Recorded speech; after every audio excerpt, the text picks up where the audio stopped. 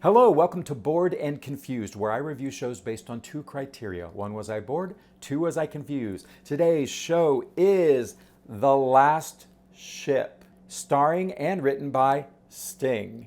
And it features a new book by Barney Norris. This is playing a strictly limited 9 performances at the Metropolitan Opera House. But before we set sail, if you enjoy these reviews, do me a favor, like this video, drop me a comment, and subscribe so you don't miss the next video. It really does help me grow the channel, and it's greatly appreciated.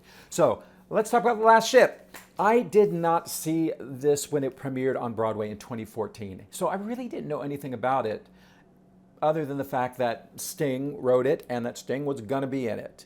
And I gotta say, I am a fan of Sting. I grew up in the 80s, 90s listening to pop music. I bought Sting's albums. I loved his music is so different than most pop music of that time.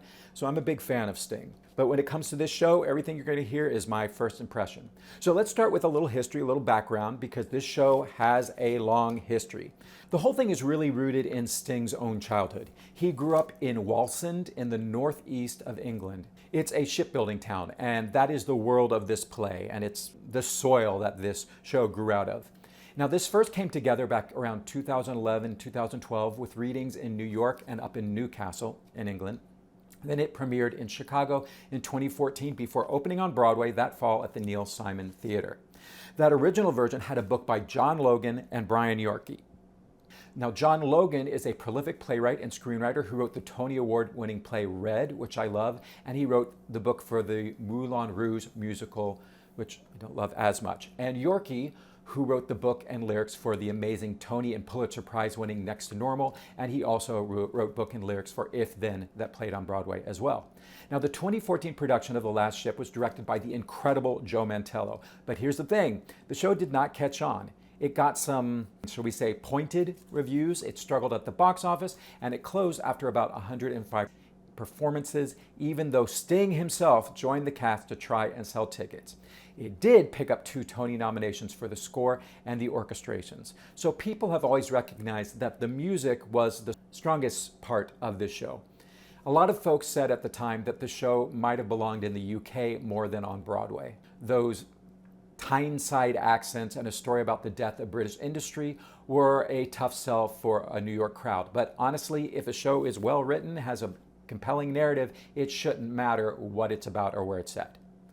So Sting never let this go, nor should he. It is his baby. He went to the director and playwright Lorne Campbell, who was also the artistic director of Northern Stage in Newcastle upon Tyne, and he recruited him to help him rework the piece. Campbell wrote an entirely new script, replacing Logan and Yorkey's original framework. He streamlined the messy multiple storylines, eliminated unnecessary characters, and focused the plot heavily on community, solidarity, and labor history. Sounds smart. Campbell also directed this revised, more intimate, ensemble-driven production for its 2018 UK premiere in Newcastle, and its 2019 Canadian premiere, and its 2020 North American tour. Now, this was a smaller, scaled-down version of the show that played better in regional theaters. Now, Sting has always viewed The Last Ship as a deeply personal, foundational piece of his legacy, once famously calling it a soul debt to the Wallsend community he grew up in. Sting was driven by a persistent desire to craft the definitive ultimate version of this story, one that could be scaled up to the grandest stages in the world rather than remaining standard musical theater for regional theaters to produce. So in 2025, he enlisted Barney Norris, an acclaimed British playwright, novelist, and academic, to scale the piece up for a 2026 world tour that would ride the wave of Sting's 3.0 World Concert Tour. So this has played some large venues in Brisbane, Paris, and Amsterdam, and will finish its tour in London at the Theatre Royal Drury Lane in October. It is interesting when I opened the playbill looking to see if there was a note that I needed to know. All that information I just gave you, I found on the interwebs. But guys, I gotta talk to you about, this is a tangent. I gotta talk to you about playbills at the Metropolitan Opera. What do you think the average age of the person who goes to the Metropolitan Opera is? It's not 18. So why is the font size 7 point? It is so small. It's maddening, and my eyes have not been getting better as I get older. This is legible, thank God, but still. And then we get to the bios. In the dimly lit Metropolitan Opera House, there's no chance in hell that anyone can read this. Everyone would have to take out their phone. So I kind of feel like they don't expect people to read these playbills. I can't even read the bios, they're so small. And just, come on, nothing is legible. And this playbill does not list the songs. So I'm not going to be able to reference songs for you of which I liked and I didn't care for because they're not listed in here. We're lucky enough to get a few character names in here, but they're not laid out in your standard musical theater form. So, guys, I'm not happy with this playbill. All right, and there's no director's note, so I really went into this cold, other than the fact that I read the book writer credit, and I was worried when I saw that there are 5 book writers. New book by Barney Norris from a book by Lauren Campbell based on an original book by John Logan and Brian Yorkie. That's crazy. So, The Last Ship has a brand new book by Barney Norris, plus new and revised songs from Sting, which are not listed in the playbill. Directed this time by Leo Warner. Now, the reception has been a lot warmer this time around than it was the first time, and now it has landed here for 9 performances at the Met, which is notable because it's the first musical ever staged at the Metropolitan Opera. Sting played the shipyard foreman, Jackie White, and in a fun bit of casting, Shaggy, the Jamaican-American reggae singer, is appearing in the role of the ferryman, although there's no reggae in the show. So what is the show about? The Last Ship. It's set in this town in the mid-1980s, a town of shipbuilders making these huge cargo ships. The government has bought out the shipyard, and now they're closing it down because it's not worth what they paid for it. The ship they're currently working on is going to be the last ship ever built, and then everyone in this poor little town is SOL, which means out of luck. But for some reason that I never quite understood, they bar up the shipyard and won't let the workers finish this last ship. A ship that they've already been paid to finish and that evidently just needs a little bit more work to be done. And the government seems to be making some kind of example of these shipyard workers, although it just didn't make sense to me. So maybe it would help if you know more about this history if you're from Newcastle. But that's the setup that I understood. Then on top of that, you've got a love story. There's a man who grew up in this town. His father worked in the shipyard, got injured, became an alcoholic, and his mother left, and so this man also ran off. But before he did, he had this relationship with this girl named Meg when she was about 17. They were both about 17, and then he disappeared, and now he's come back 17 years later, and he wants to rekindle this relationship, but she's not having it. Or is she? And there's sort of this love triangle, but not really, because there's another guy, a seemingly nice guy named Freddie Newland, whose family used to own the yard, and he's trying to buy it back. And he wants Meg to marry him. He tells her she'll eventually fall in love with him, and she's not really that into him either. And I think he's kind of supposed to be the bad guy who's selling out, although it wasn't really clear because he seemed like a pretty nice guy. I was a little confused on his motives. And then there's the foreman of the shipyard, who is Jackie White, played by Sting. And he is dying of cancer. His wife works in the medical side of things, and she's the one who patches up the shipbuilders when they get hurt, which they seem to get hurt quite often. So she's on Jackie about seeing a doctor and having a surgery, but he's stubborn and he won't do it. Now, ultimately, the workers defy the law. They break into the shipyard and set out to finish the ship and send it to sea all in one night. That is my understanding of the plot, for better or for worse. Okay, let's do some positives and negatives. Let me start with the big issue, because for me it isn't even the confusing plot. The biggest issue is that these are beautiful songs written by Sting, who has a singular musical voice, and I love Sting, but they are not musical theater songs.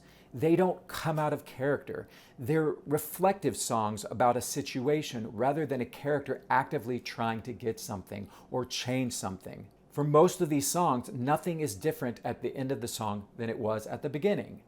They're about memories and feelings, the way a pop song or a singer-songwriter would write. Just for one example, there's this moment where a man, his name's Gideon, who left at 17 and he's come back and he's explaining to someone how he fell in love with this girl named Meg. And he says they were dancing and they fell in love while they were dancing. And he does a whole song about dancing. And I'm sitting there thinking, this is a beautiful song, but instead of telling me how you fell in love, I'd rather you show me. Give me a flashback. Let me watch you fall in love through dancing instead of you describing it to a third person after the fact. That's the singer-songwriter instinct, and it runs throughout the whole score. The other problem is a sameness. Now, Sting's writing is reflective and laid back, so very few of these songs have a real driving pulse. Some of them have this kind of pub folk song drive to them, but a lot of the score is folk songs about building ships, and I got tired of the same imagery and the word pugilist. And because he doesn't write out of character, all of the voices sound like Sting. Everybody's singing these very poetic lyrics you have to stop and kind of decode in your mind. So ultimately, like I did with recently Girl Interrupted, I just resigned myself to listening to a bunch of beautiful songs by a singer-songwriter performed really well by a very talented cast and by Sting himself. There are also a couple of his hits that were worked into the show in the second act. I don't think they were clearly not written for the show, and honestly, those were a treat because it gave me something to hang on to. Now, here's some positives, and there's some real ones. It looks and sounds gorgeous. They are using a full LED screen for the backdrop, and when I first walked in, genuinely thought I was looking up at the back of an actual ship. It wasn't until later that I clocked that it was projection. But the temptation with an LED screen is to use it constantly, to keep it moving and changing scenes until it becomes distracting, like they did in The Woman in White, Andrew Lloyd Webber musical, which had the first LED background screen where you had waterfalls and things moving constantly. It was so distracting. Now, they basically treat the screen as a set piece. So it just changes, the lighting changes on it for different times of day. Sometimes the fog rolls in. We see sparks as welders are working on the ship. And there's one shift in the second act. It's a beautiful moment where a spirit leaves a body and you see the shadow plus all this morning mist swirling around the ship. Very beautiful, very restrained use of the LED screen. Now the rest of the set consists of towers and catwalks, and there's a simple playing space that converts into the bar where Meg works, or that Gideon, the runaway, his father's house, or Jackie's home, the foreman. Now, the singers are good, though they're singing in different styles. Some are more musical theater, some are more pop inflections. I prefer the musical theater singers, honestly, because they're just more intelligible. Was I bored? Was I confused? Well, yeah, I was a little bored. I mean, it's 3 hours and one intermission, but I wasn't really invested in any of these characters. I wasn't rooting for anyone. And that's the thing with musical theater. If you don't give me someone to root for, we're going to be in trouble. We're going to have a problem. But I wasn't so bored that I was like, get me out of here, because I enjoyed the music. And I made the same deal with myself that I made at Girl Interrupted. I decided, let's just treat this as a 3-hour concert and listen to Sting's beautiful music and listen to Sting perform and listen to these younger singers with stronger voices and hear their interpretations of these songs. Some of them sounded like Sting, some did not. Some gorgeous voices, and I really loved the evocative scenery and the way the LED screen changed ever so slightly. So was I confused? Very. The plot made no sense to me on two fronts. First, the shipyard. I never understood why these men were so desperate to finish this ship. They're not getting paid for it, and finishing it doesn't save their town. Maybe if there'd been a bad guy deliberately slowing the work down so they'd lose the contract and he could take over the yard, that would give me some logic that I could follow. But here it just seemed to be about them sticking it to the man somehow and just being contrary. And I just couldn't really track it, and I didn't really know why I should root for it. Second, the love story. I did not buy that Meg would even consider taking back a guy who abandoned her at 17 when she was a teenager. What relationship did they really have? And she says as much herself, and she kicks him out, but then she's torn about it and she's still kind of in love with him. So to root for this love story, you have to be a serious, hopeless romantic who believes that Romeo and Juliet were true loves and not just foolish kids. Now, Gideon never really gives Meg a good reason for him coming back. I mean, he came back to take care of his father's estate who has died, but he doesn't give her a reason why he left. It's not like he's Sweeney Todd and he got put in prison by a judge and shipped off to Australia. He's just back there to take care of his dad's stuff, and he's just picking things up with Meg. So it felt odd, and I wasn't rooting for him because of that. And on top of that, you genuinely can't understand so much of the lyrics. Thank goodness we're in an opera house with super titles, closed captions, that we can use. I tried for the first 2 songs not to use them, but when I was only catching about 25% of the lyric, I was like, let's just turn these on. The Metropolitan Opera House, it's big, it's echoey. I was 26 rows away from the stage, and then we've got these new Casti Tyneside dialects and words that are really common to the American ears, although I'm really good at understanding Britishisms if they enunciate. But between the echo and the music, often overpowering the vocals, it was really hard to understand. And Sting opens up the show, and he started singing, and the way he slides in and out of notes and drops consonants, and these poetic lyrics, I was like, what are you singing, man? So, confused. Yes, I was very confused. So let me wrap this up. Here's how I'd sum this up. This is a case where the music is really the whole reason to be in the room, and the story is just along for the ride. You know, I kept thinking as I was watching this show, if only there was a little boy who wanted to be a ballet dancer, then you'd give me something to root for. I mean, there's a little bit of that in there. There's a girl who wants to go to London to be a singer, and she has a controlling, fearful mother who doesn't want her to go. So that's the Billy Elliot beat, but it's not the focus. And I just needed a character who I felt for and wanted to root for. And this has a lot in common with Billy Elliot. Same time period, same kind of ideas of I think Billy Elliot was a coal mine. So that would have preceded the shipyards closing. The thing is, the problem is kind of baked into this show. When you're working with a songwriter at the level of Sting, I don't know. He's probably not going to be told his songs aren't dramatic enough and that they need to be completely rewritten so that they move the plot forward. I feel like a pop songwriter, you know, something like The Lost Boys has the indie band wrote that score, but they'd never written a musical before, and they're not the level as Sting. So the director, Michael Arden, can basically tell them, that song, I hate it, throw it out, write me a new one, and they'll be like, yes, sir. How do you tell Sting that? So in working with Sting, a book writer is left having to build a story around songs that don't reveal character or push the drama forward. And a book writer can only do so much under those conditions. I actually think it was the right call to see this at the Opera House and not on Broadway. I needed those subtitles, and at the Met, the expectation is very different. You go to the opera for the music, and for me, this show was all about the music. So why should you go see The Last Ship? Well, if you're like me, if you love Sting, I think you're going to really enjoy seeing him perform live and hearing his music. And I was really glad to hear this score because it was new Sting songs I'm not familiar with, except for a few that were pulled from the catalog. So if you like Sting, if you like his music, and if you want a reason to go to the opera and hear an opera or a musical that's actually in English, though you're still going to probably need the subtitles, this is the show for you. Now, I got tickets. I was fortunate to get a press ticket for this one. I was seated really far back, though, in row Z, seat 15 and 17. So I was just not too far to the side, but really far back. It felt kind of like being in the mid to the back of the mezzanine or in the balcony of a Broadway house, just because it's that huge and you're so far away from the actors. There's a reason why they're called opera glasses. So sit closer or bring your opera glasses. And maybe if you sit closer, you won't need the super titles, but you may still want to. I don't know where discount tickets can be had just yet. If I find out in the next week and a half, I will post it in the comments below.